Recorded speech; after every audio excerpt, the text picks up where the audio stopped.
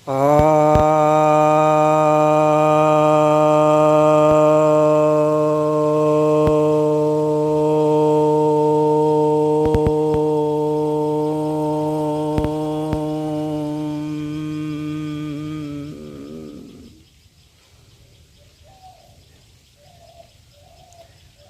भक्तजनों को सप्रेम नमन। भक्तों, आज मैं आपके समक्ष श्रीमद् भगवद गीता के 14वें अध्याय के 24वें श्लोक पर प्रवचन करने जा रहा हूँ। यह 24वां श्लोक कहता है, सम दुःख सुखः स्वस्थः समलोष्ट आस्म कांचनः तुल्य प्रिया प्रियो धीरस् तुल्य निंदा आत्म संस्तुतिः। अर्थात यह श्री भगवान वाच है। भगवान कह रहे हैं, गुणातीत का जो व्यक्तित्व है उसको बताते हुए कह रहे हैं कि सम दुख सुख, जो दुख और सुख में समान रहता है, स्वस्था यानी स्वयं में जो स्थित रहता है, समलोष्ट आस्म कांचन, जो पत्थर में, मिट्टी के ढेले में और सोने में सम रहता है। तुल्य प्रिया प्रियो, प्रिय और अप्रिय दोनों में जो सम रहता है। धीरस तुल्य निंदा आत्म संस्तुति, और जो निंदा और प्रशंसा है उन दोनों में यह धीर रहता है, यानी सम रहता है। तो यहाँ पर भगवान यह बता रहे हैं कि जो गुणातीत व्यक्ति होता है वह समता वाला होता है, यानी समभाव रखता है।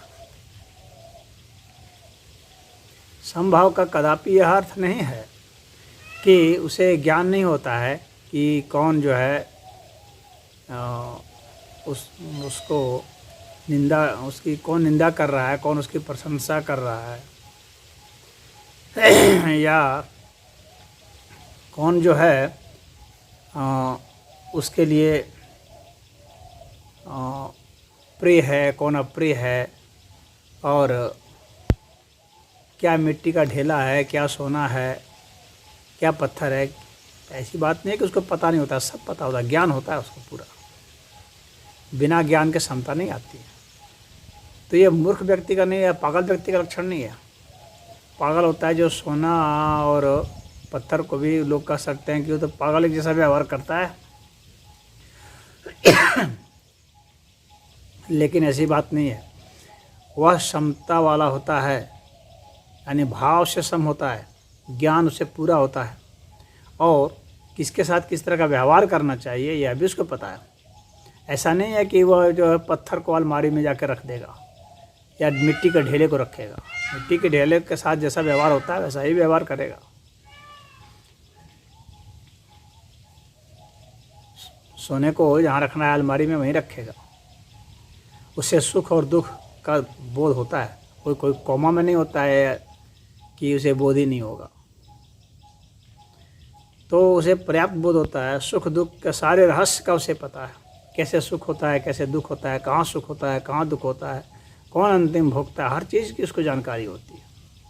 किन क्रियाओं से सुख की उत्पत्ति होती है, किन क्रियाओं से दुख की उत्पत्ति होती है, सबका बोध होता है। लेकिन वह सम होता है। सम का अर्थ होता है कि उनके साथ वह समता जैसा व्यवहार इसलिए कर पाता है क्योंकि वह वास्तव में स्वस्थ, वह स्वयं में स्थित होता है, इसलिए व्यवहार करता है। जो भगवान ने कहा है स्वस्थ, तो स्वस्थ मतलब वो आत्म में स्थित है। और इसके कारण ये सब जो संवेदनाएं हैं, ये जो दिव्य आत्मा है वहाँ तक, जो उसका स्व है, जो उसका मूल है, वहाँ तक ये सब संवेदनाएं नहीं जाती। ये सब संवेदनाएं बस मन, अंतःकरण, अहंकार तक ही है। तो ये चित्त की वृत्तियाँ हैं पतंजलि जी के हिसाब से। तो चित्त की वृत्तियों तक ही इनका प्रभाव होता है, वहीं तक रहता है, लेकिन ये हमारे मूल तक नहीं पहुंचती। इसलिए ये जो है ये प्रकृति की चीज़ें हैं, तो ये भौतिक चीज़ें हैं। इसलिए इनको अच्छा से जानते हुए भी इनके साथ वो सम व्यवहार करता है।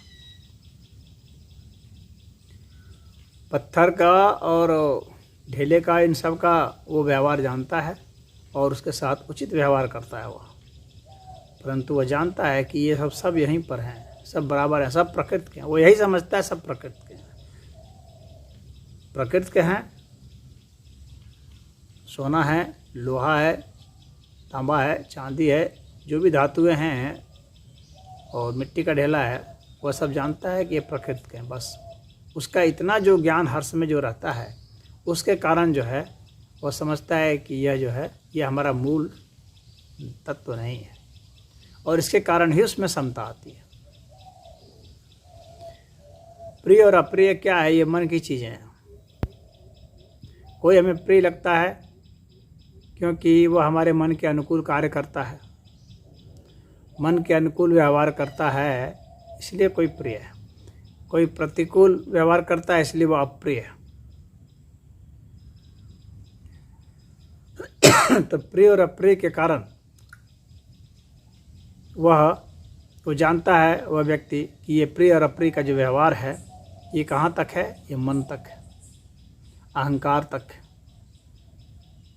तो वो जानता है कि ये जितने भी विषय जो अहंकार के विषय हैं वो सब यहीं के रहने, वो हमारा मूल स्वभाव नहीं है, इसलिए उसमें समता आ जाती है। वो जानता है कि ये सब गुणों के खेल है।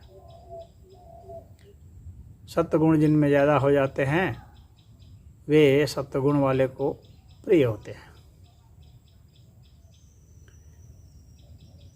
और रजोगुण और तमस गुण वाले को, रजोगुण वाले के साथ भी वह कुछ संबंध बना लेता है, लेकिन तमोगुण वाले उसके विरोधी लगते हैं। उसी तरह से तमोगुण वाले के लिए सत्वगुण वाले विरोधी मालूम पड़ते हैं। तो यह व्यक्ति जो ज्ञान तत्व पर स्थित है वह जानता है कि ये सब गुणों के खेल हैं, इसीलिए वह सम व्यवहार वो कर पाता है। कहा जाता है कि जो प्रशंसा है वो सबसे बढ़ करके संगीत होता है। दुनिया का सबसे बड़ा संगीत वही है कि कोई आपकी प्रशंसा कर दे। उतना मीठा कुछ नहीं लगता आदमी को, इसीलिए प्रशंसा करके भी किसी का दिल जीता जाता है, प्रशंसा करके भी किसी को मूर्ख बनाया जाता है। दोनों ही बातें होती हैं। प्रशंसा करके कोई किसी का मित्र बनता है और निंदा करके कोई किसी का शत्रु बनता है। और जो बहुत बुद्धिमान होता है वो जानता है कि शत्रु बनाने से तो कोई लाभ होगा नहीं नुकसान के सिवाय, और मित्र बनाने से फ़ायदा ही होगा। तो क्यों नहीं प्रशंसा वाले शब्द बोले जाएं, निंदा वाले क्यों शब्द बोले जाएं। वचनम किम दरिद्रम, वचन से क्यों दरिद्र होना, उसमें कौन पैसे लग रहे हैं। तो मीठा मीठा बोलो और मित्र बनाओ, शत्रुओं की संख्या कम से कम कर दो तो अपना अधिक लाभ लो। तो ये बुद्धिमान और सफल लोगों की निशानी होती है। लेकिन जो गुणातीत व्यक्ति होता है उसके लिए कोई सफलता नहीं होती है। वह मूल तत्व में स्थित रहता है और वह निंदा और प्रशंसा इन दोनों का भेद जानते हुए भी, इन दोनों का लक्ष्य भी जानते हुए भी, कौन करने वाला है ये जानते हुए भी सम रहता है, क्योंकि वह अपने मूल में स्थित है और वो जानता है कि ये सब जो हैं ये शब्द हैं और अहंकार के विषय है। इसीलिए वो समान रहता है। लेकिन जो मूर्ख होता है वह सबकी निंदा में लगा रहता है। मूर्ख लोगों की यही पहचान है कि वह सदैव निंदा में लगा रहता है दूसरों की। इसके कारण वह चारों दिशाओं में शत्रु बना लेता है। और वह निंदा इसलिए करता है क्योंकि उसे सुहाता नहीं है कि कोई किसी चीज़ में श्रेष्ठ हो जाए, कोई किसी चीज़ में आगे हो जाता है, तो उसे ईर्ष्या होती है। वह सभी को अपना प्रतियोगी मान बैठता है और प्रतियोगी मान करके वह उनसे लाभ नहीं लेना चाहता बल्कि उनसे हानि लेना चाहता है खुद, इसलिए निंदा करता रहता है। तो ये मूर्खों की निशानी है निंदा करना और चारों तरफ शत्रु बना लेना। उससे तो कुछ फायदा नहीं होता है। वह दरिद्र हर समय परेशान रहता है। बुद्धिमान लोग ऐसा नहीं करते। बुद्धिमान लोग या तो प्रशंसा करके लाभ उठाते हैं, या परम बुद्धिमान जो है वह समभाव हो जाते हैं। लेकिन जो परम बुद्धिमान व्यक्ति है, जो गुणातीत हो गया है, वह निंदा नहीं करता, वो प्रशंसा करता है। हाँ, न्यायपूर्ण बात अवश्य बोलता है। उससे हो सकता है किसी को निंदा भी लगे, लेकिन वह व्यक्तिगत कभी भी आक्षेप नहीं करता। वह सैद्धांतिक आक्षेप कर सकता है, जिससे सबका कल्याण हो। उस कार्य को करने के लिए उसे बोलना पड़ता है, और उस बात के कारण हो सकता है कोई यह समझ ले कि उसकी निंदा की जा रही है, लेकिन ऐसी निंदा वह नहीं करता है। वह किसी सिद्धांत की आलोचना कर सकता है। सिद्धांत में अगर कहीं गलती पाएगा तो उसकी निंदा कर सकता है, तो उसको वास्तव में निंदा नहीं कहा जाता है। क्योंकि अगर कोई व्यक्ति या कोई बात गलत है तो उसको गलत कह देना उसकी निंदा नहीं कहलाती है। निंदा कहलाती है जब उसमें वह दोष ना हो और उसके बावजूद भी उसको दोष वह बताया जा रहा हो, वह निंदा है। तो अगर उसमें दोष नहीं है,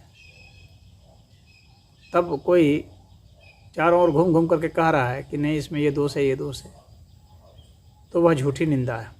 और अगर दोष है और तब वह कह रहा है सिर्फ उसको पीड़ा पहुंचाने के लिए, तो भी वह दोष माना जाता है।